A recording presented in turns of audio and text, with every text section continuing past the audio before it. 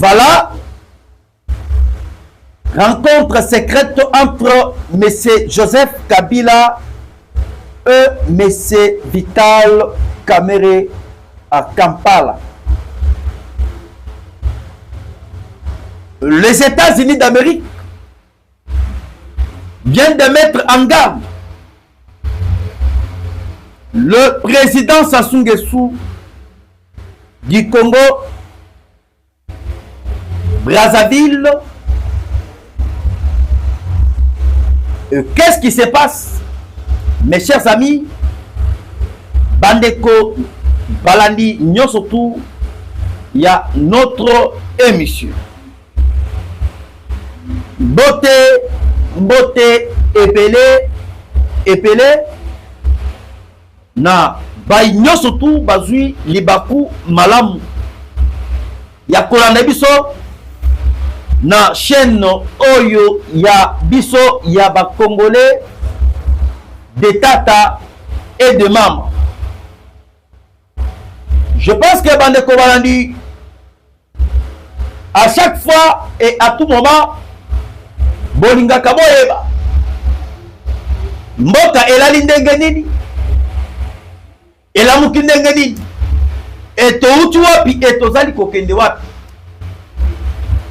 Lelo bokoyoka comment est-ce que ba vérité ekobima awa mpona rencontre secret ya Kamerhe na M. Joseph Kabila. Na rencontre na bango, rencontre secrète oyo esalamaki na Kampala. Nini bango basololi? Zoka Sassou abandaki ko travailler en coulisses. Comment déstabiliser le pouvoir de Kinshasa? Et makambo nyonso oyo euti kozala révélé par les services de renseignement. Il y a États-Unis d'Amérique.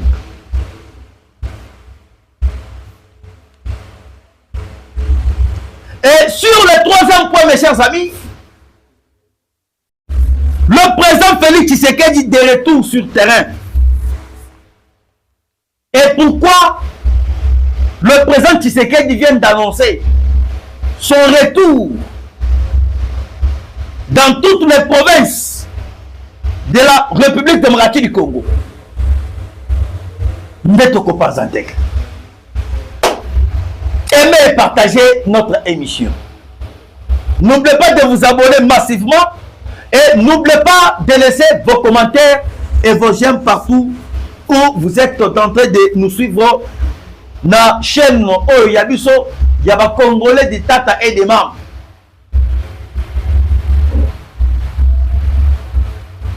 Na minute oyo bandeko il faut boyeba ke biso toyebisaki bino lisolo ya Kabila na lisolo ya Katumbi na ndeko na bango Zoe tokobetaka yango lisusu te. Na lisolo ya nanga elelo na minute oyo ndenge tozali koloba awa bango nyonso tout bazali coincé par la diplomatie ajustante du président Félix Tshisekedi. Après avoir confragisé bango na pour parler ya Doha,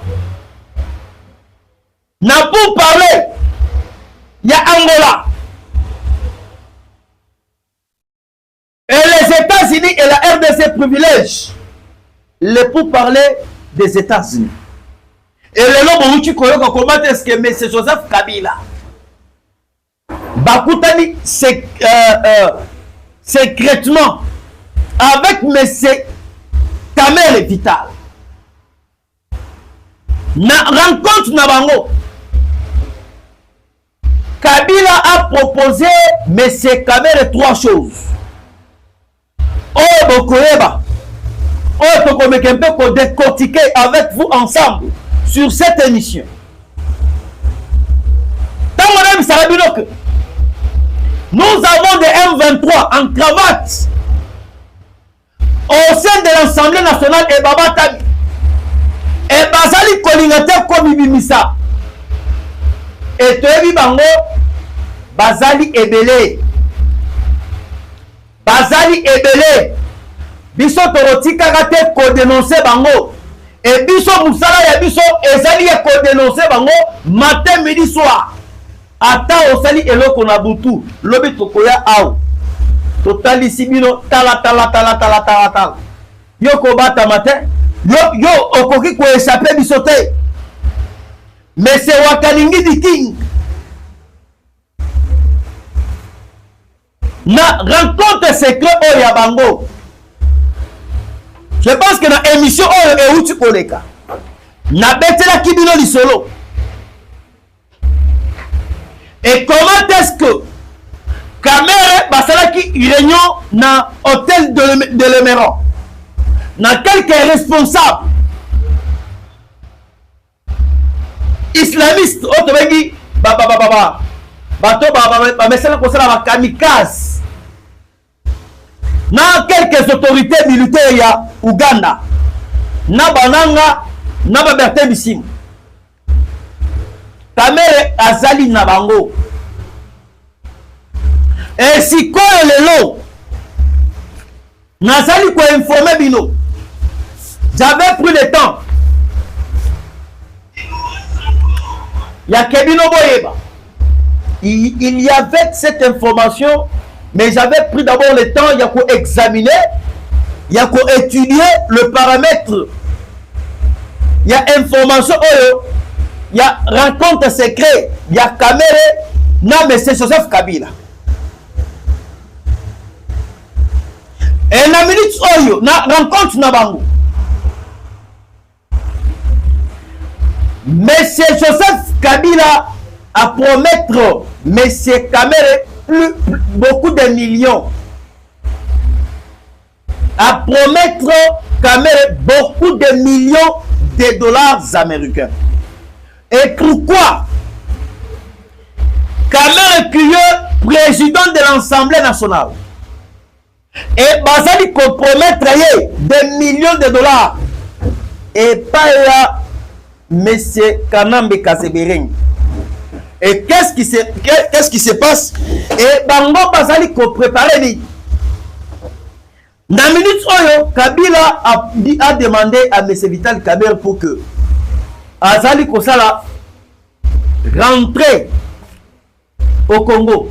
C'est-à-dire Kabila Azali Kolinga azonga na Congo. C'est le selon ndenge ayebisi M. Vital Kamerhe. Kabila Alobi, il faut y aller à Congo à relancer toutes ses activités politiques.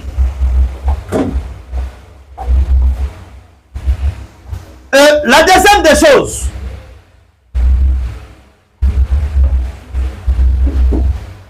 Joseph Kabila a saigné et pas Vital Kamerhe na Kampala. Il faut à Sengelaye et pas le président Tshisekedi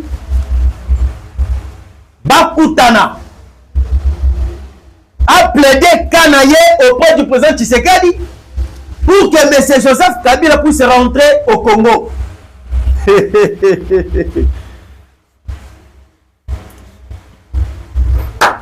Vraiment Kalulu Kabo. Hein? Makambo Mindongo.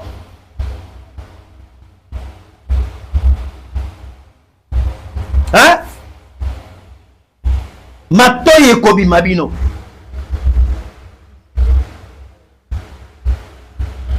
Ce n'est pas une mince affaire. Il y a que Olali, Olamuki Natongo, et tu préfères faire un coup d'état. Bon, mon que le rôle a ezali pété. Il y a que ça la coup d'état. Il y a que ça la rébellion. On ne vous parle pas encore l'affaire de Nanga. Cette affaire de M. Nanga, c'est déjà une affaire ouverte. Batelema ki ao. Bazali Korobakeno. Tozali Koya na Kinshasa. Et le depuis Baloba que Tozali Koya na Kinshasa.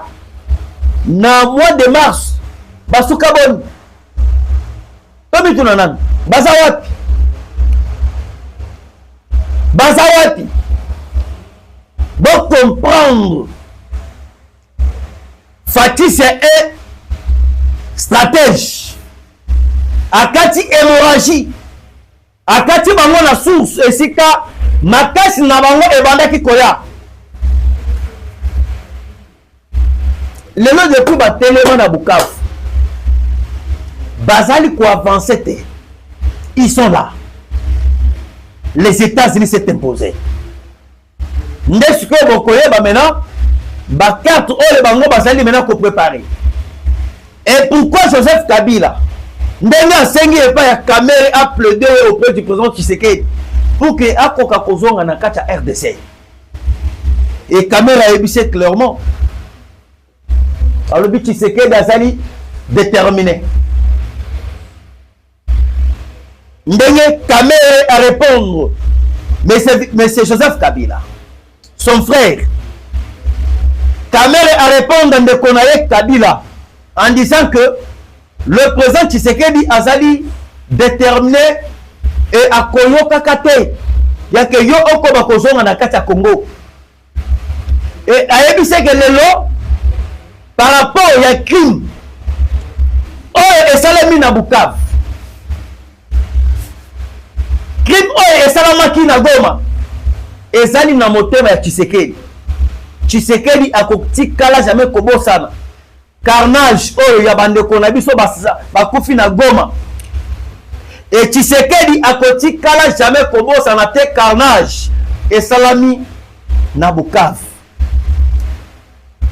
et Kamere toujours en face ya ndeko na ye boyoka makambo na sali koyebisa bino et boyoka bandeko na nga comment est-ce que le complot oyo ba ennemi bazali commenter biso toyaka awa pona ko expliquer bino et biso toyaka awa pona pour dénoncer tout ce que l'ennemi est en train de préparer makambo bakoyebisa bino te nulle part ok bakoyebisa bino yango te bato wana tozali na bango alakelele tokotikela bango tante ndenge basali nyonso wana tozali na tango ya kotikela bango tante regardez comment est-ce que j'ai la lingette balongolie ba ministre ebele basali milelo na bile plusieurs ministres il y a au sein du gouvernement mais ndenge nini balongoli inspecteur général des finances mais ba ministre basali kolele non on n'est pas encore arrivé sur ce point là mais ce qui est important mes chers amis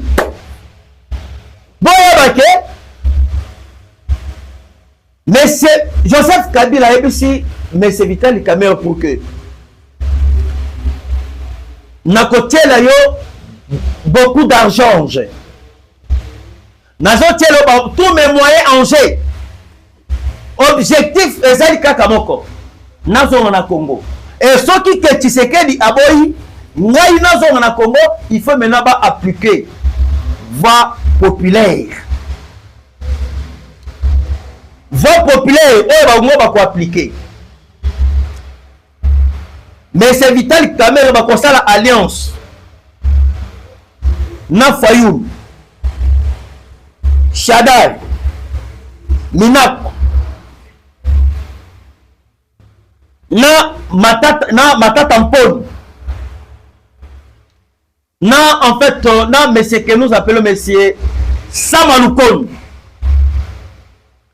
batu nyonso tu oyo na uchi kotangela bino nde batu oyo Kabila alobi il va mettre tous ses moyens en jeu et il va financer monsieur Vital Kamere et pour que Kamere a géré batu nyonso wana pour que batu wana babanda kosala oyo tobengi pression populaire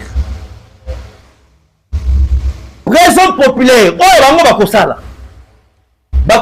ba marche na Lubumbashi bakosala ba marche na Kasai oriental bakosala ba marche sur toute l'étendue de la République démocratique du Congo boyo kamakambo nazali koyebisa bino bandeko oyo toujours na cadre ya réunion secret oyo kame basololaki na Joseph Kabila na Kampala na selon ndenge baplanifie compte na bango bakosala marche populaire et lorsque bakobanda kosala bamarche na bango objectif oyo bakosala bakaliko na bafichi pour réclamer le retour de l'ancien président Joseph Kabila Kanambe Kazeberenge en République démocratique du Congo. C'est ça le plan. Ça avait suivi. Parce que l'objectif Oyo Bango, Basali Nayango, c'est l'objectif 2028.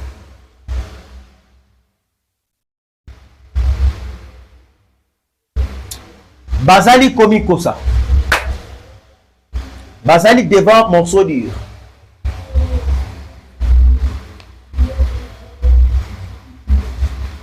Bazali devant morceau dur. Et ce n'est pas pour rien, oh, Bazali Koyoka déjà, mais c'est Kanambe annonce pour qu'il y ait un Congo. Il est en train de tenter partout, par-ci, par-là. Nani Akoki ko plaider Kanaye auprès du président Tshisekedi à Kokakozo na Congo. Maintenant, notre troisième point, c'est là où vous allez comprendre comment est-ce que le président Tshisekedi va déjouer tous ces plans machiavéliques alimentés par l'Union européenne, par Kakuta Museveni, par Kakame et Joseph Kabila.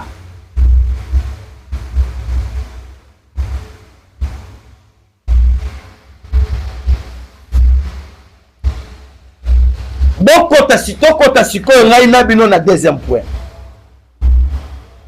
Oh, les États-Unis, azali kokebisa Sassou Nguesso. Et na minute oyo ndenge tozali kosolola na bino awa. Sassou Nguesso ne dort pas. Sassou Nguesso azali na pa pression ya kosakana te. Ezala Kagame, ezala Kakuta Museveni, ezala Sassou. Bazali na mama na pression ya kosakana te. Et selon pression oyo bango bazali na yango, Sassou basengi ye pour être à livrer le président Tshisekedi le plus possible avant qu'il soit le 15 juin. Là, c'est toujours l'Union européenne. L'Union européenne. Tant que on a ba Congolais mususu, ba fandi ba yebi makambo ezali kolikate na kati ya Congo. Et bien non boyeba que likambo oyo bazali kobundisa le président Tshisekedi. Ce n'est pas parce que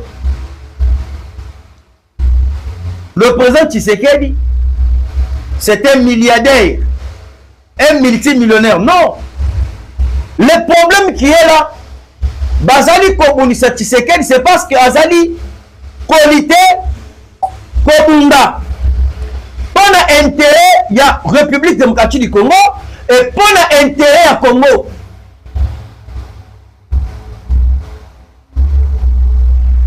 Souci, il y a des Européens. Il y a des Rwandais, des Ougandais, nyos oyobino bozali koyoka wana. Bazali na pensé que toti ke la bango Congo. Bango ba exploitera ba minéraux. Sans que bakolo minéraux va bénéficier. Peut-être moi j'ai eu la chance. Il y a comme on a mercure. J'ai eu la chance. Il y a comme on a diamant. Et j'ai eu la chance. Il y a comme on a gaz. Mais nous avons des cela des Congolais. Batira ko soit chance à mon côté. Il y a comme on a minéraux. Nous disons que le Congo c'est un pays très riche. Oui, bien sûr. Mais c'est un pays riche, les Congolais vont bénéficier de ça. Qu'on bénéficie de la richesse du Congo, et ce n'est pas question que beaucoup de Bopiyaka, Bobomaka Congolais. Ce n'est pas de cette manière-là. Et lorsque le président Tshisekedi Azali côté les Milabango, Naba acte Nabango, barbarie. Naba acte Nabango, barbare. On appelle ça les actes barbares. Naba acte Nabango, barbare.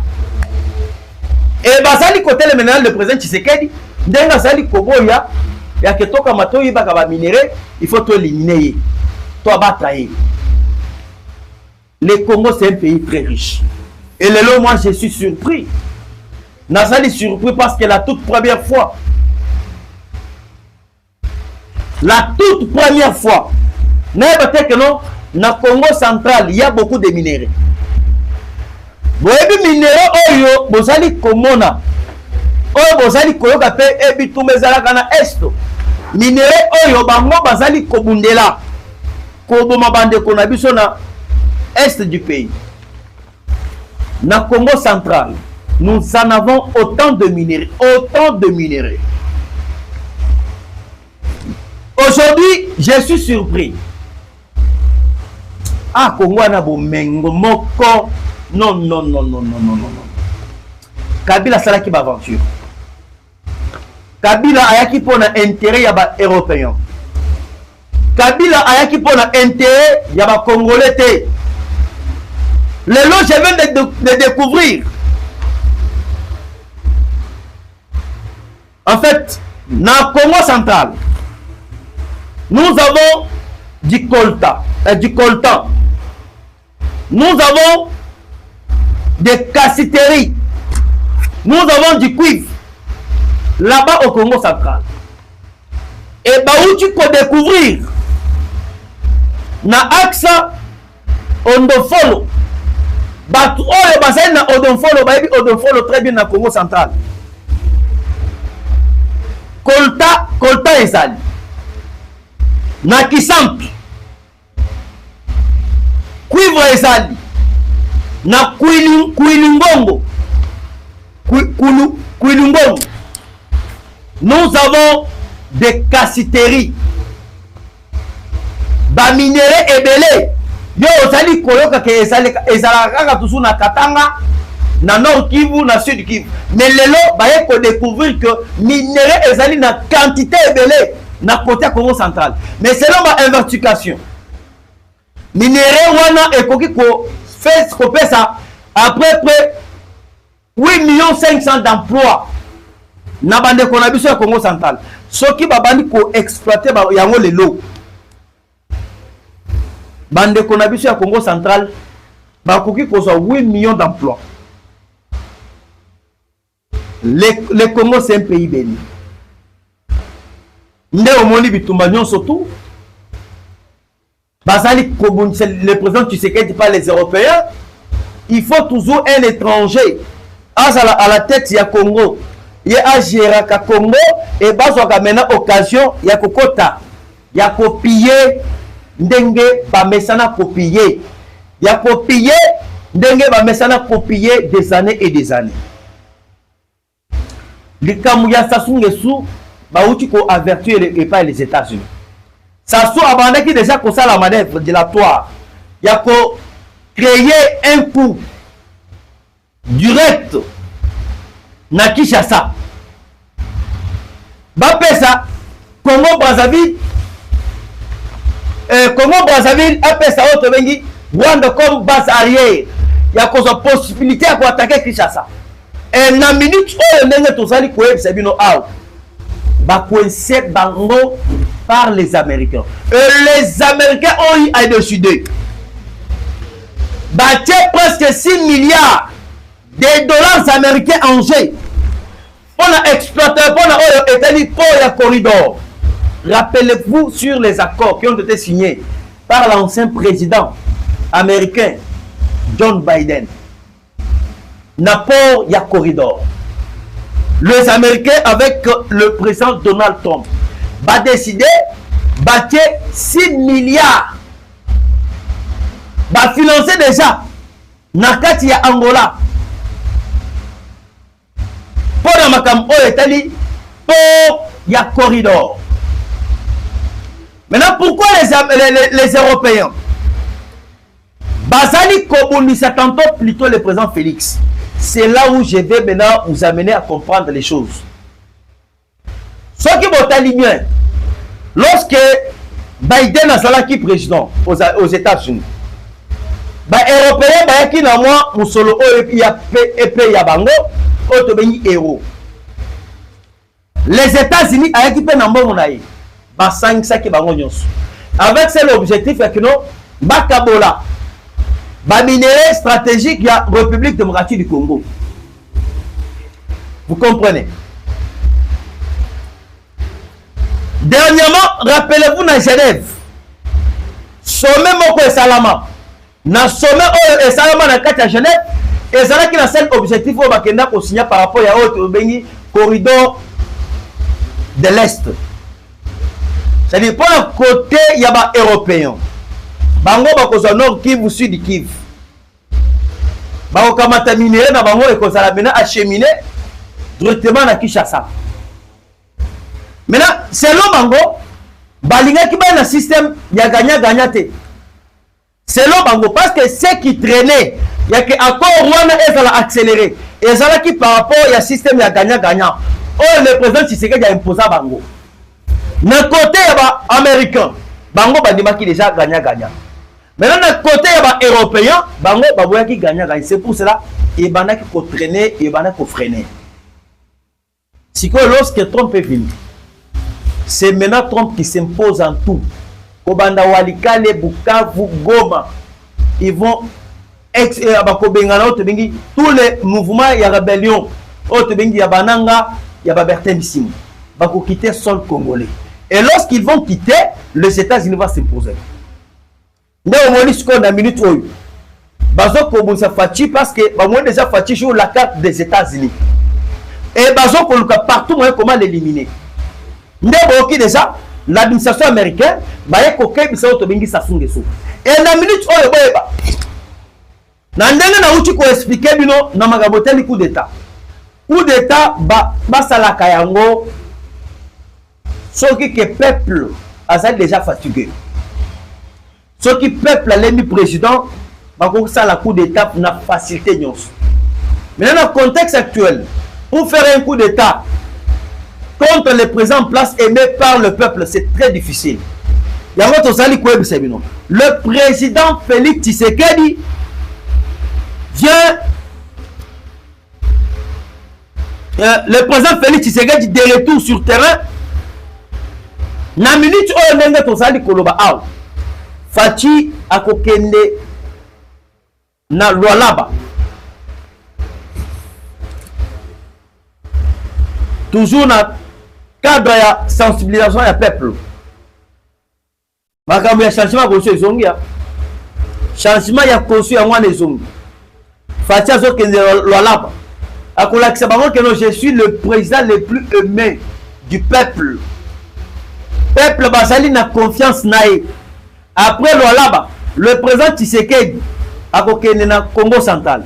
Après Congo central akokende na Grand Bandundu.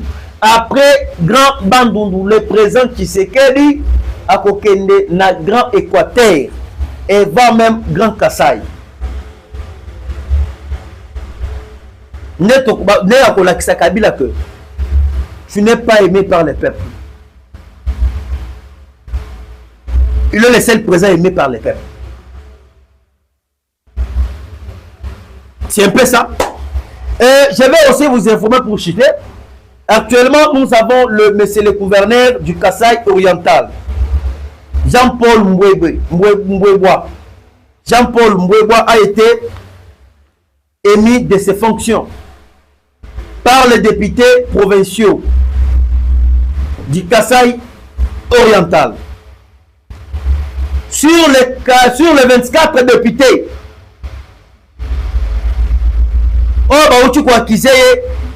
par rapport à des détournements, bon bazali kobimisa yango misele ezali komona na te et bazali kotia na ba poche na bango et bazali ko faire voyager bana na bango ko soma bandako ya cher na ba France na ba poto.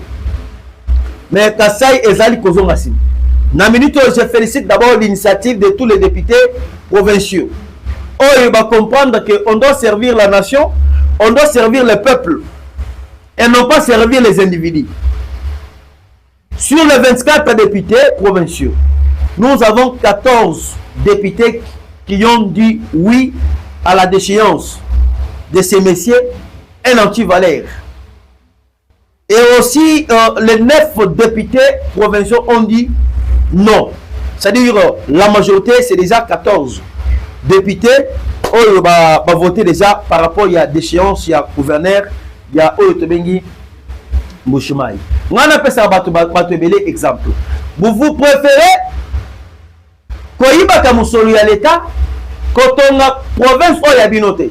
Mais on a dit comment un ministre, un député, un gouverneur, il préfère aller ailleurs, aller acheter des immeubles. Et si quand on a dit qu'on ne consomme pas immeuble, et a dit à Tamboka na été. Ezali atamboka na été. Bota le lokola Kabila Zalakiawa, Kabila Zalakiawa ke kotonga bandako ebele na Tanzanie, na Namibie, na Kenya, partout. Mais ici au Congo, rien n'a été fait. Même méthode dont les politiciens basali dango, au moins le mutazali koiba bambo na Lubumbashi, il est gouverneur, aibi mbongo na Kolosi, il est gouverneur, mais azali ko préférer kotonga a na Kinshasa. Mais pourquoi pas kotonga na province yo ozali ko diriger, ozali gouverneur. Bambo yotu ko bima awe ebele, ya banzela na Mbujimayi. Ya ba régie des eaux, ya ba autre bingi régie des eaux. Bambo ebele ba projet ebele, mais ça a été détourné. Ce n'est pas de cette manière qu'on doit servir le peuple. Oh, il appelle ça qui lui soit confiance. Lorsque le peuple a coupé sa confiance, ne dis pas que toi tu es fort de plus que le peuple là. Le peuple n'est pas ko tiayo iska yango. Sala musala na lolenge ya peuple. Nenga na loba chaque jour. Moi na mboka Jacquemin Chabani.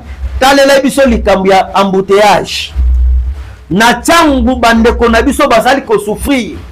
Na changu n'y a pas moyen. Changu embouteillage ezali makasi. Sunga bandeko na biso ya changu. Embouteillage ezali, batracasserie ezali epai. Aider bandeko na biso ya changu. Merci une fois de plus. Na sepeli kokutana na bino lelo. Tokutana bino na malasima.